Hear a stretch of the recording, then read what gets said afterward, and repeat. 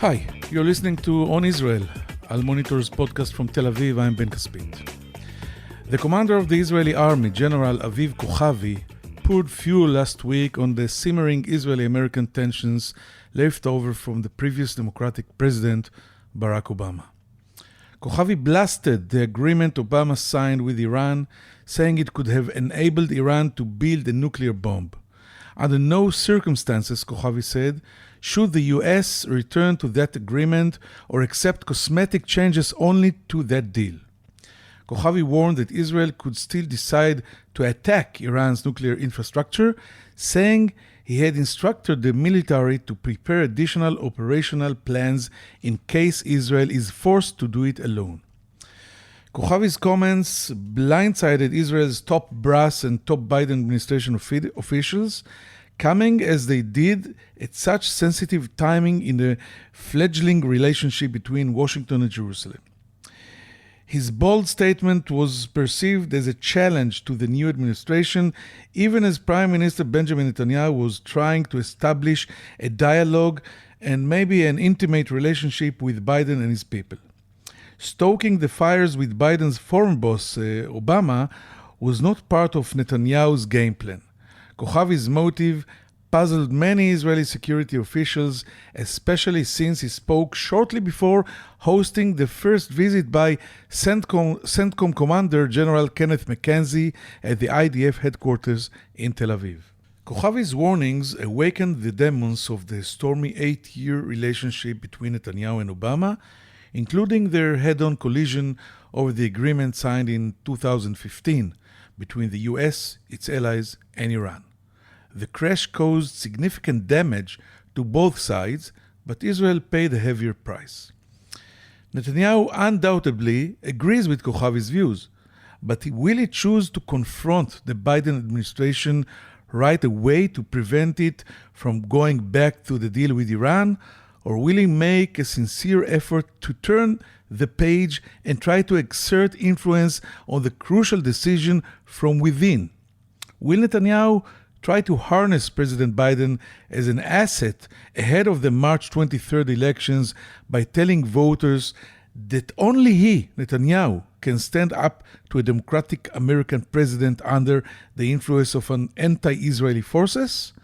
Or will he try to forge a real partnership with the leader of the free world? What lies ahead for the sensitive Washington-Jerusalem axis, and how will it affect the Middle East, Israel, and its many allies in the region? Our guest today was the first ambassador Netanyahu appointed to the US after returning to office in 2009. Michael Oren served in that role 4 long and particularly tough years, facing a hostile administration and experiencing frequent and ongoing crises between the sides. Oren, a New York State native, is a historian and writer. He served as a member of Knesset, deputy minister, and as a research fellow at the Shalem Center in Jerusalem. He was there in the innermost sanctums. He knows the ins and outs of Israeli and American diplomacy and has seen the leaders of Israel and of the United States at some of their toughest moments. Dr. Michael Oren will join us right after a short commercial break. If you're listening to this podcast, you obviously care about the Middle East, and if you do, you should probably be reading Al Monitor. Al Monitor is a global newsroom headquartered in Washington, D.C., with a network of over 160 contributors around the world. Al Monitor offers first-class reporting and analysis from a range of perspectives, and an approach that represents the highest journalistic standards, as well as an award-winning commitment to press freedom and independence. If you haven't done so already, visit us at almonitor.com, check out our articles, and sign up for our free newsletters. There's a lot to choose from, including the Week in Review, an essay that offers unusual insights and forecasts into the region based upon Al Monitor's outstanding reporting. And if you haven't done so, please subscribe to our Al Monitor podcast on your favorite podcast platform, On Israel with Ben Caspit, and On the Middle East with me, Andrew Parasolidi.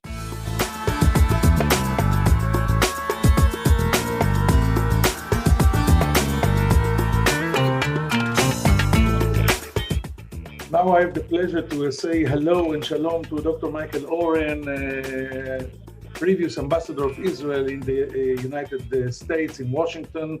How are you, Michael? And thank you for joining us here. I'm great, Ben. Good to be with you. Thank you. Let's dive into business, Ambassador Dr. Oren. Let's start with the general question. What are the chances, in your opinion, that Netanyahu and Biden can turn a new page, given the bitter 8-year history of the U.S.-Israel relationship under Obama? 4 of them you were a witness of.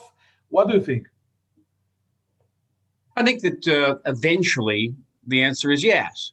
There's certainly going to be some residual resentments and concerns on both sides.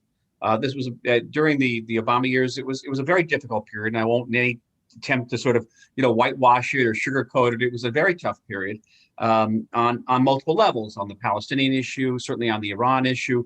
The two governments really went head to head on it. And there was no sort of personal love lost between Netanyahu and Obama. There was always a very good relationship between Netanyahu and Biden. And speaking personally, during the years where Hillary Clinton, as Secretary of State, basically boycotted the Israeli embassy in Washington, my major point of contact in the administration was Joe Biden. So I got to spend a lot of quality time with him and with his staff, including Tony Blinken, who's now the Secretary of State and was then his chief diplomatic advisor.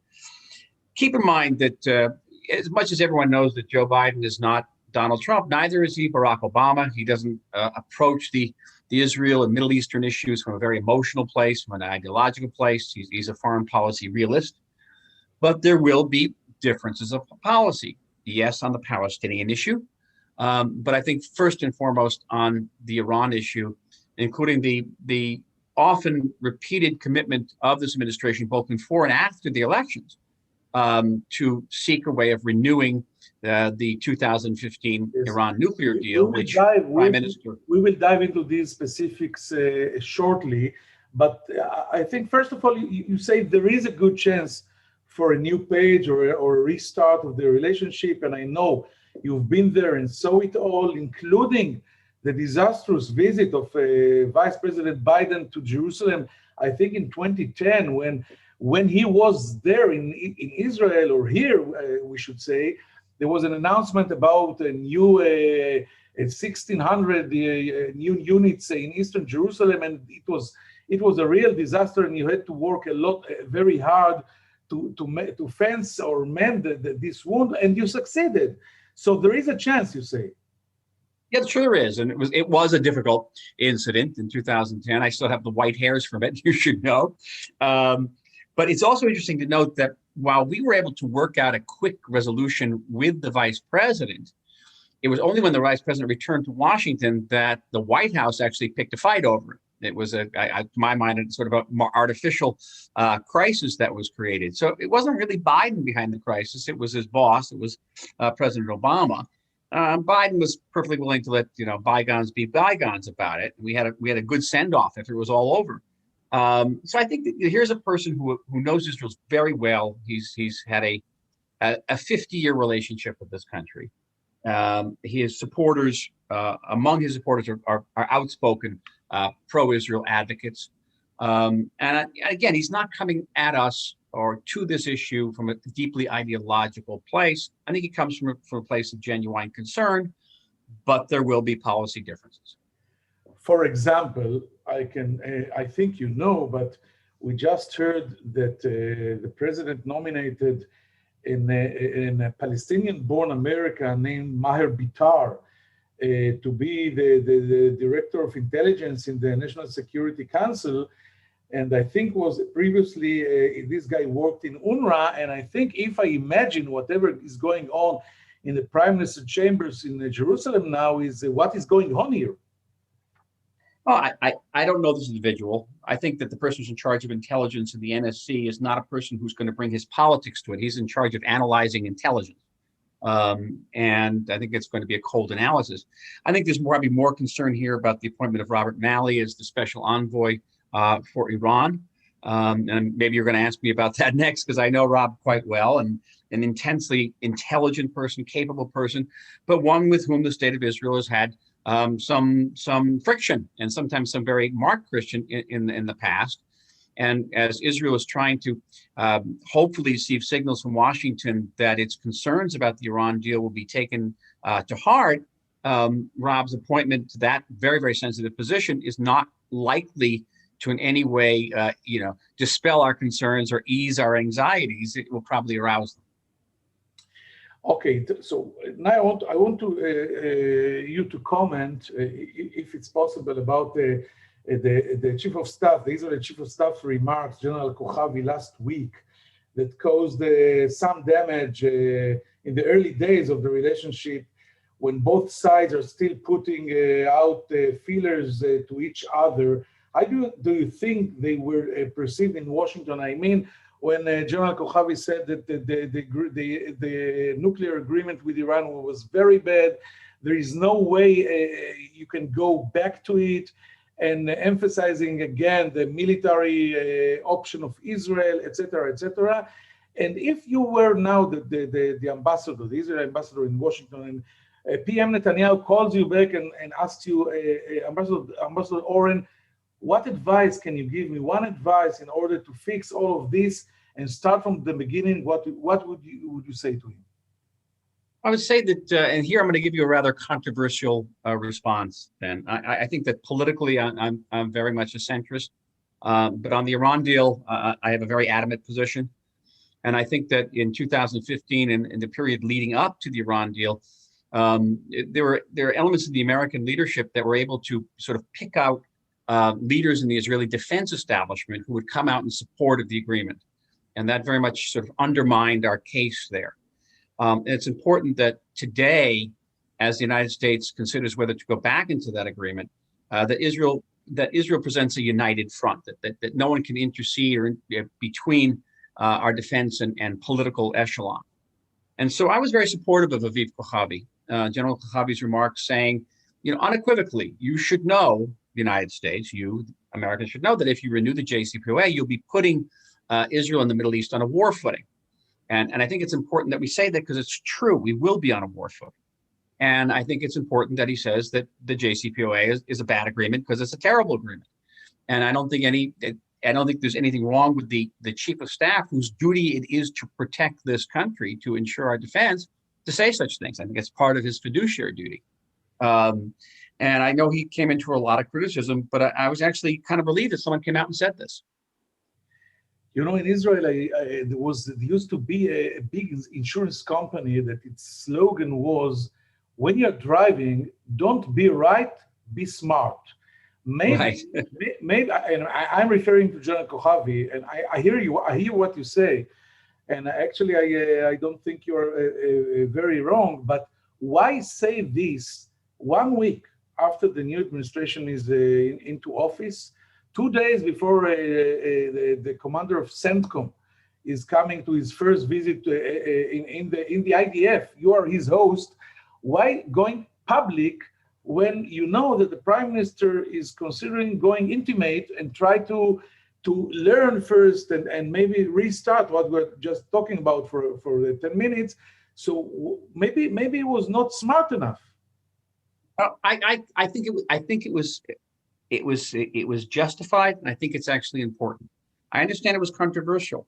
I published an article last week in the Atlantic Monthly, which is a sort of left of center, very important magazine in the United States, about the Iran deal, where I set out Israel's case there.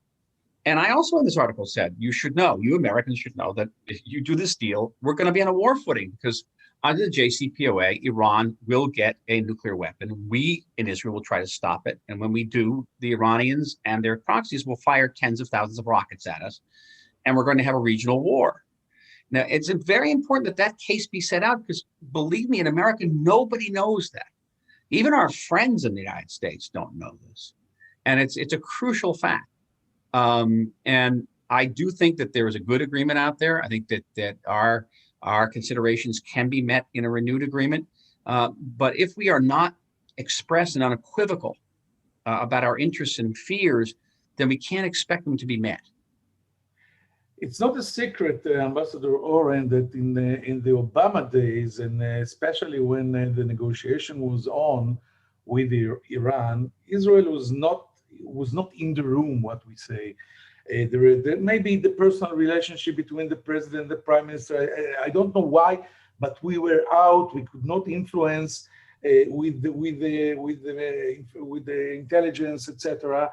And so I want to ask you, as a person that knows very well all these materials, what format would you adopt regarding attempts to this time influence the Americans in the Iranian issue? Can Israel establish a strong Middle Eastern alliance with the Sunni states and present itself to Washington as its leader? Or is there a way to convince the president that he should consult us before and not after? By the way, I think the new Secretary of State, Anthony Blinken, said, I think it was in the hearing, that this time we will consult our allies in the taking off, not in the landing process. So do you find it encouraging?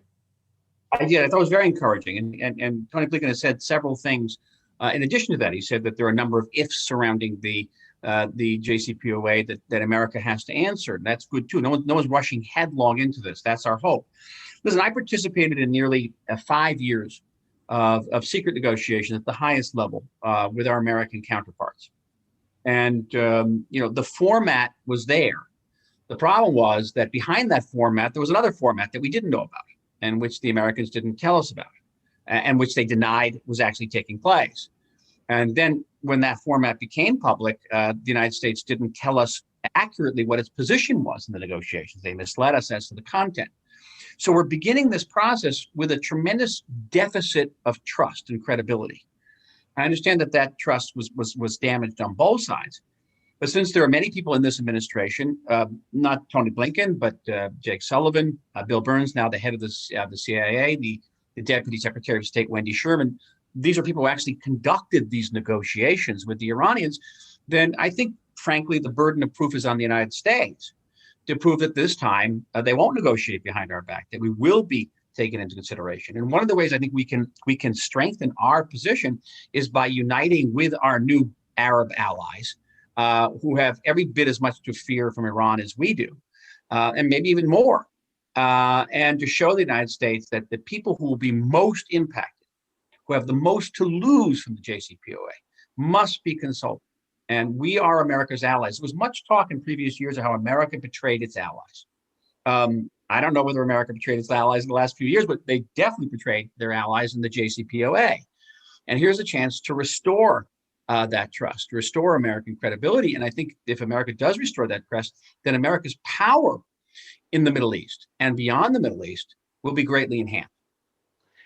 Last week I spoke on this podcast with the former Israeli Consul General Danny Dayan, and he said something interesting. I wonder if you agree. He thinks Biden would be more of a Clinton toward Israel than an Obama, even though most of his senior appointments, like you just said, are former Obama administration officials. Do you agree with this assessment? After all, you are very familiar with the past relations between Netanyahu and Biden and Netanyahu and Obama. I think that Danny is absolutely right. As I said earlier, that Joe Biden is not Donald Trump, but neither is he Barack Obama. He doesn't come at our issues. He doesn't approach our issues from a deeply ideological place. He's not emotionally caught up in the Palestinian issue. And frankly, he's not invested in the Iranian nuclear deal to the degree that Obama was. Moreover, Joe Biden, like Bill Clinton, belongs to that generation that remembers the Six-Day War. It remembers the 73 war. It's that generation, as we say, that has Israel in its heart. Barack Obama was much younger. Really didn't remember much of the Six-Day War. And that is why I think he's much more, Biden's more Clintonian than he is Obamian in his relationship with Israel. And I think that's a big plus for us. I want to ask, because it was very interesting what you just said, I want to ask you a follow-up questions, not exactly connected to this podcast. Are you concerned as an Israeli, as a Native American, as a Jew, that we're losing this generation, the generation that knew not only the Six-Day War and the 73, the Yom Kippur War, but the Holocaust as well, among Americans and among American Jews, that don't feel so close that they used to the sons and the grandsons of this generation is not very close or intimate with Israel? And the answer is yes, I do fear. If you look at the statistics, a significant majority of American Jews view Israel as an important part of their identity, and that the loss of Israel would be a personal catastrophe for them. But if you look more closely at those surveys, you see that the numbers of people who cared passionately about Israel go down very sharply the younger the respondents are, and certainly goes down even further if the respondents are not particularly religious, if they don't have affiliations, and have never been to Israel. And that's a great number of young American Jews. So the answer is yes. There's a certain amount of discomfort, believe it or not, with the Holocaust, saying, that the Jews suffered more than African Americans or Latinos or Native Americans. That discomfort. And just general lack of knowledge about the state of Israel. People don't know. There's also historical currents in America that have nothing to do with us, but impact us. An article appeared in the New Yorker this week, Ben, which I thought was very significant. It was the first in the New Yorker, which is a very highbrow journal. I used to read it cover to cover. This article described Israel not as an apartheid state, but as a Jewish supremacy state. If you can say anything worse than apartheid today, is Jewish supremacy, which is like white supremacy, but Jewish. And so there's a process not just of alienization, but of very rapid delegitimization, which is going on, and making Israel beyond the pale. That's among progressives. So even young American Jews who, maybe not know much about Israel, don't feel particularly close to Israel, are going to be exposed on a massive scale to that type of delegitimization, both in the media and on their campuses, certainly. And that is something that Israel is going to have to take into consideration, that to the degree that we can. I don't think we should endanger ourselves and try to make ourselves more acceptable. But I think that when we do make decisions, for example, whether or not to annex part of Judea and Samaria, we should take the ramifications of that decision for American Jews into consideration. I almost regret I asked this question, because now I'm not more worried than I was before. But let's move. We are almost out of time. Let's move to politics. And I want to ask you: did Israel's total identification with the Republicans over the last 4 years, and maybe 8 years, cause strategic damage to the Israel-U.S. relationship and to relations with the Democratic Party? What would you do to fix this damage? Well, to put my cards on the table, though I worked with Netanyahu for many years and I have great respect for him, I opposed his speech to Congress in 2015. I'm not sure he ever forgave me for that, for that precise reason. Mm-hmm. You're in a good company and never forgave a lot of guys that did not support this. Yeah, but I was particularly, I was, I think, probably more problematic for him as someone who had been his ambassador. And the reason I didn't support it was not because of what he said in the speech. I thought it was one of his greatest speeches. It was where he gave it. And that speech had the impact of sort of making it more personal between him and Obama rather than about the JCPOA. And I know for a fact in Washington today, members of Congress have never forgotten that speech nor forgiven it. And I think that I don't think that Israel could have turned its back on Donald Trump when he was doing so many amazing things for us, from recognizing Jerusalem and the Golan Heights as Israeli sovereignty, and pulling out of the JCPOA, and coming down hard on the Palestinians, and I think putting out a peace program which is one of the best I've ever seen. And I was an advisor to Yitzhak Rabin. I've been in this business for a very long time. It was one of the best peace proposals I've ever seen. Did a lot. I don't think we could have done anything other than to say thank you. What we didn't do, Ben, is that at the same time, we did not reach out in a very concerted and strategic way to the Democrats to say, okay, we have a relationship with this administration, but we haven't forgotten you and we appreciate you. And bipartisan support is a national strategic interest for the state of Israel, and we're willing to do anything to uphold it. I want to ask you a difficult, maybe a tricky question. What do you think about Gilad Erdan's dual appointment as Israel's ambassador to the UN and to Washington? Ambassador Dermer is supposed to leave within a few months. can it undermine attempts to create an intimate channel of communications between the two capitals and to strengthen the ties between them, especially in this crucial, difficult time? Well, I think he's going to have a tremendous challenge, Gilad Erdan. It can be done. And Abba Eban, during the 1950s, was our ambassador both to Washington and to the UN. So there's certainly there's a precedent for it. And the UN, it is not a particularly difficult position. Just it meets basically for 3 months every year, and you give a couple of speeches.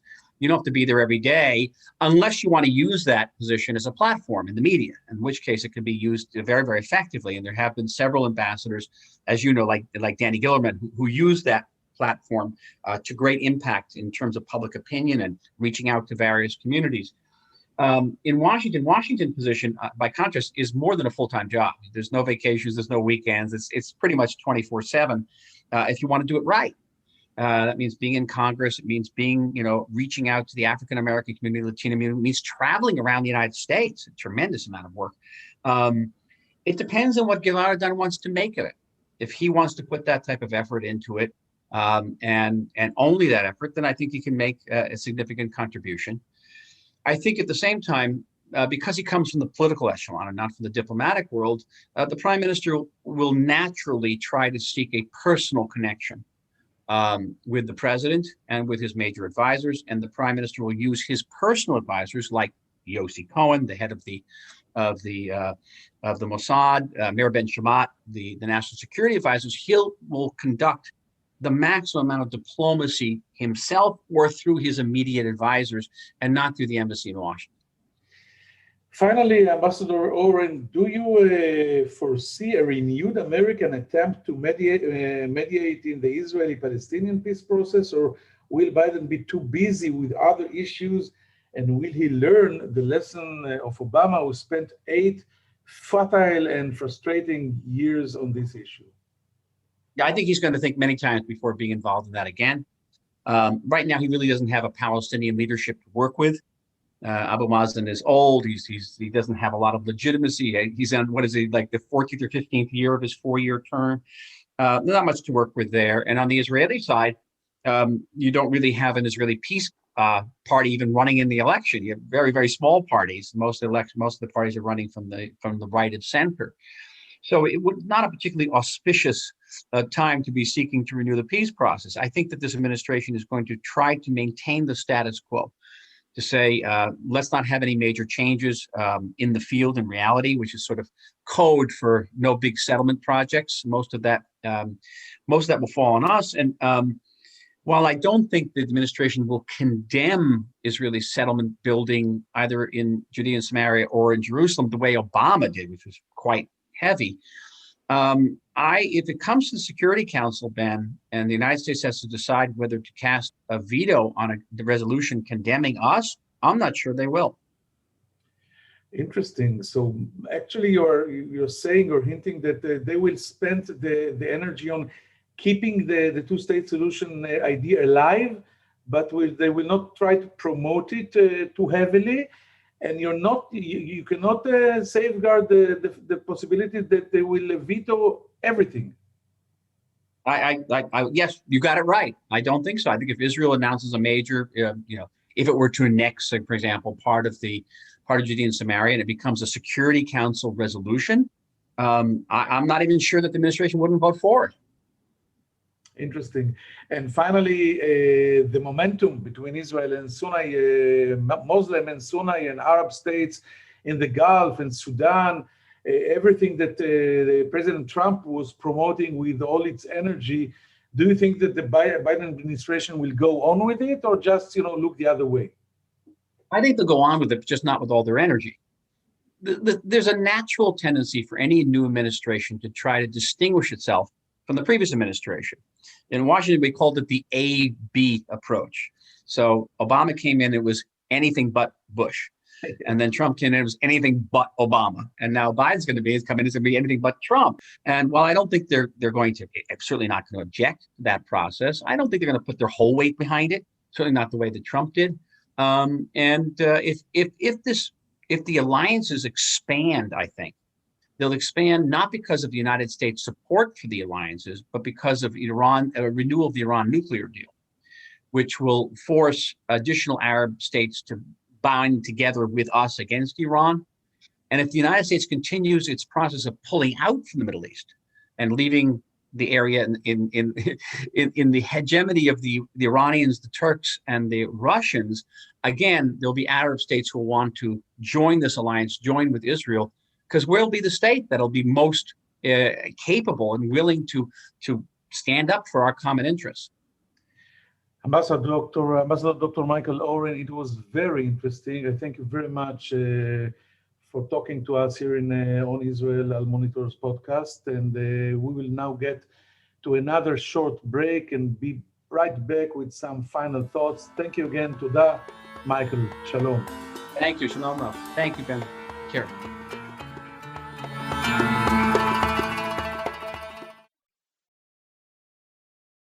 I'm Andrew Parasolidi, president of the award-winning media news site El Monitor, where we cover the Middle East with some of the best reporters and columnists anywhere.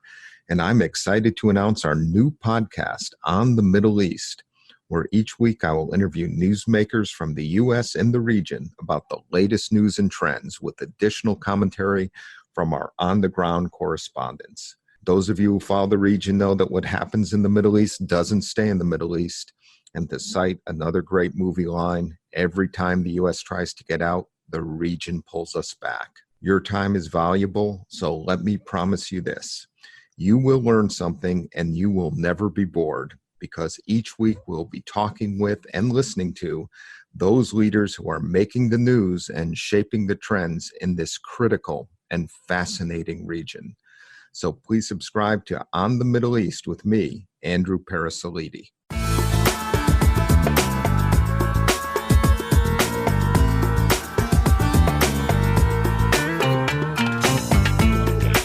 Thank you for staying with us. Well, it was a very interesting conversation with the previous ambassador, Israeli ambassador to Washington, Dr. Michael Oren.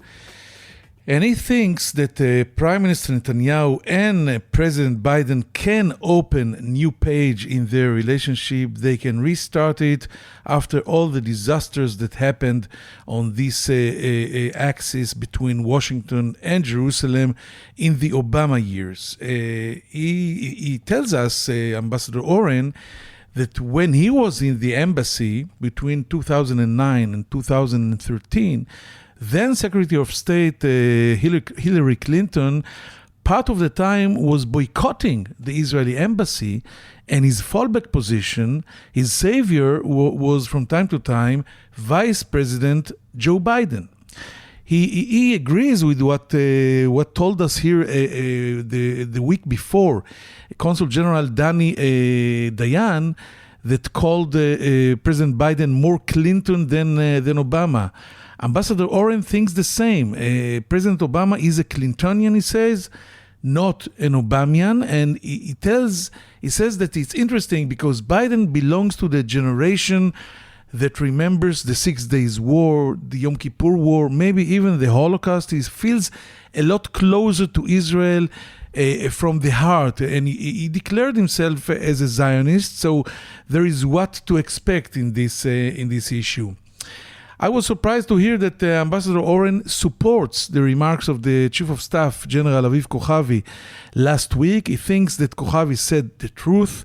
The nuclear agreement between Iran and the superpowers is bad.